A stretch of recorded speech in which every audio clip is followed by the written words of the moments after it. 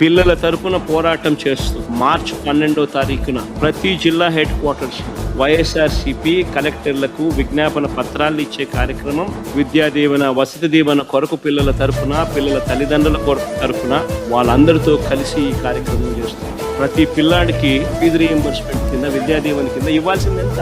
సంవత్సరానికి 2,800 కోట్లు ఇవ్వాలి విద్యా దీవెన. వసతి దీవెన కింద బోర్డింగ్ అండ్ లాడ్జింగ్ ఖర్చుల కింద మేము ప్రతి ఏప్రిల్లోనూ 1,100 కోట్లు ఇచ్చేవాళ్ళం. అంటే ఈ పథకానికి విద్యా దీవెన వసతి దీవెన పథకానికి 3,900 కోట్ల రూపాయలు ఖర్చు చేయాలి సంవత్సరానికి. అలాంటిది చంద్రబాబు నాయుడు గత సంవత్సరం ఎంత ఖర్చు చేసినాడు? 700 కోట్లు కూడా ఇవ్వాల.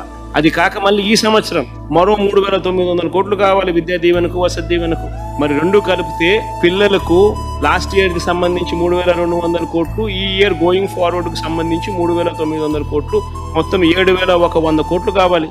మరి 7,100 కోట్లకు గాను బడ్జెట్